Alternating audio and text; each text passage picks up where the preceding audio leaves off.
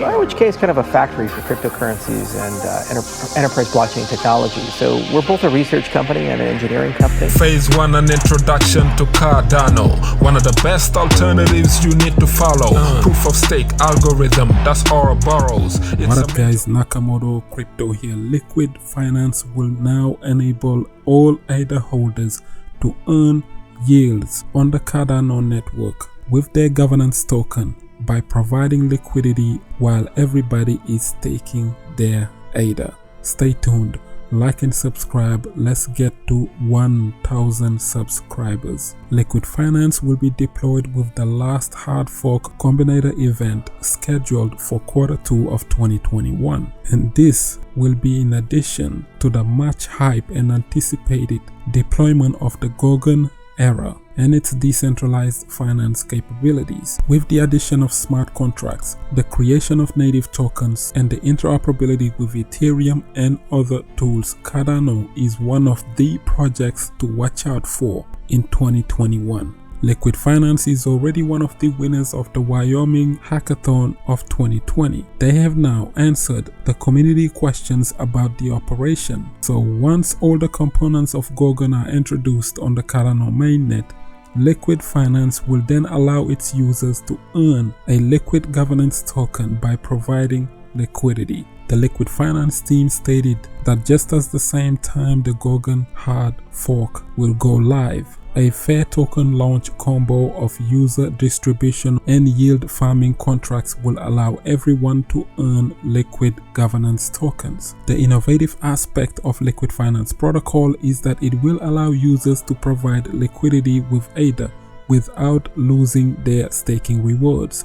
In that sense, the Liquid Finance team clarified that they will not airdrop the liquid governance token, so only users who provided liquidity with ADA and other native assets will be able to earn this token through yield farming. They stated that airdrop simply implies that we are giving away the liquid tokens for free, which is absolutely not the case. We are experimenting in a fair token launch to incentivize early liquidity to the protocol. At the moment, the Liquid Finance team is producing the necessary material to familiarize users with the operation of their protocol in detail. Therefore, they are also working with Cardano content producers to ensure that the guides on the protocol have user safety as a priority. So behind the Liquid Finance, there is a team composed of members who came from traditional finance.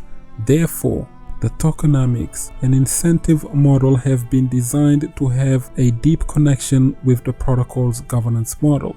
Liquid Finance could be one of the first DeFi protocols for Cardano to compete with Compound, Aave, MakerDAO, Yearn Finance, and other decentralized finance tokens in the Ethereum ecosystem. The Liquid Finance team claimed to have created an alternative that will make them stand out from their competition by concluding that they will have a unique tokenomics implementations, but functionally they are all doing the same thing, serving a coordinating mechanism for the protocol's governance layer.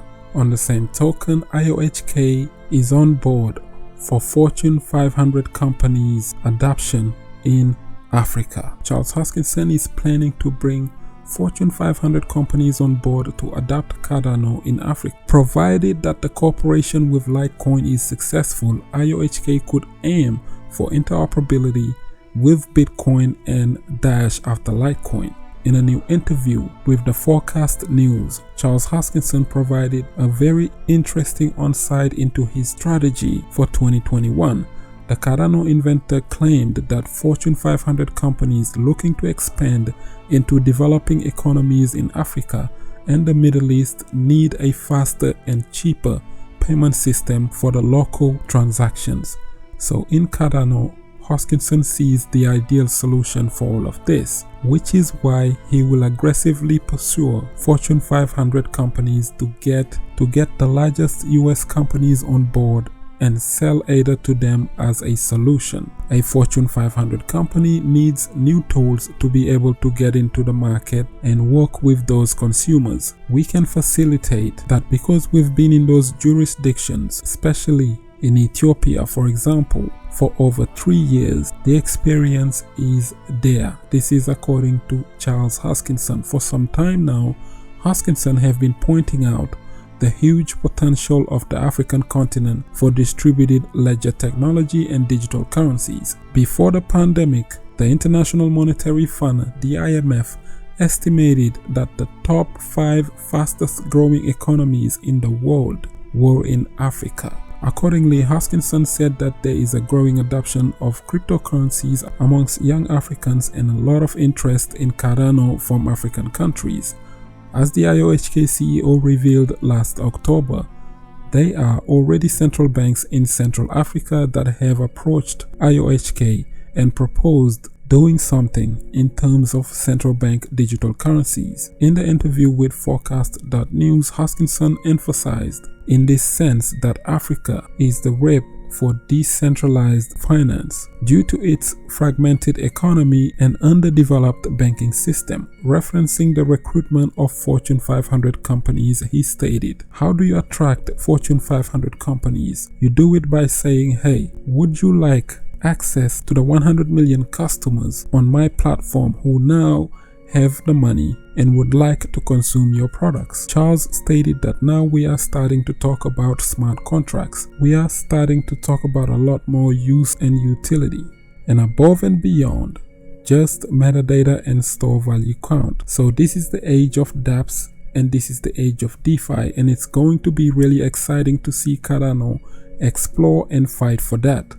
All things considered, I think that is probably the most productive year we have had yet, and I look forward to 2021. If we keep this momentum and extend it, we are really going to give Ethereum and the rest of these guys a run for their money. Cardano, however, is not only trying to bridge the African continent, as Hoskinson has pointed out, but within the blockchain world.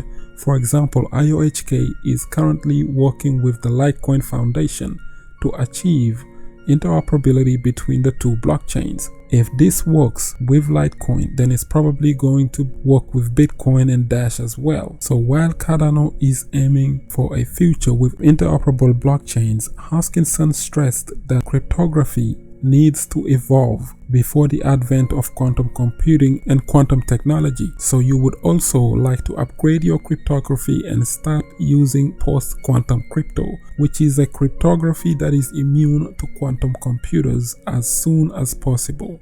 As for blockchain technologies, the IOHK CEO believes that quantum computers poses no threat.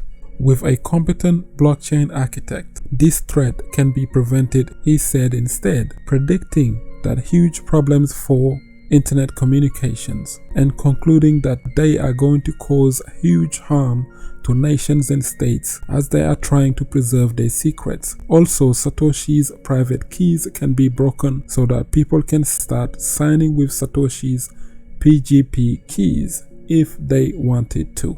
On the same token, Max Kaiser predicts that looming Bitcoin supply crisis will hammer the institutions, causing the price to skyrocket in new all-time highs. Wall Street veteran Max Kaiser is forecasting a severe Bitcoin supply crisis on the horizon that will force all the institutions to buy BTC immediately at a significantly higher level in an instant. So in a take, the Orange Pill interview, the Bitcoin firebrand says that a huge gap up in price may be in store for BTC as institutional investors scour the crypto market for supply of the scarce asset BTC, by stating that over the last couple of years, we are transitioning from fake volume to real volume, and that's kind of like churning through an overhead of a supply volume to create new price discovery. Pretty soon, what I think is going to happen is that Mycocelia, or a corporate type of an institution, will come in with an order to buy 10 billion to $20 billion worth of Bitcoin, and suddenly within just a few trades they are going to be discovering that there is no supply at all, and then suddenly the price will gap from 37,000 to 47,000, then from 47 to $52,000 per BTC. It could happen in 10 minutes because the market kind of lulled people into a sense that there is supply out there when there is none. Throughout all that BS supply, once that's all gone, the institutions are going to be in for a rude awakening because they won't be able to source any coins at any price until it gets a lot higher. So I think that the next break is going to be a gap. It should suddenly gap higher, and then that'll be a big story. Kaiser also sees a future where Bitcoin is widely adopted to escape the questionable monetary policies of central banks, by concluding that as central banks continue to erode and the problem continues to get worse, and there is no new solution of thinking just to continue doing the same broken thing, you are going to see Bitcoin gallop higher, which isn't going to attract more capital, and you just going to have this impact the global economy. There's going to be a Bitcoin economy in a Bitcoin world and a Bitcoin life, and people living in the Bitcoin life, and there will be everybody else. What are your thoughts on the Bitcoin supply shortage and the fact that Cardano will decentralize Africa? Let us know in the comment section below. Like the video, share, subscribe for some daily crypto content. I have been Mr. Nakamoto Crypto, and I'm out.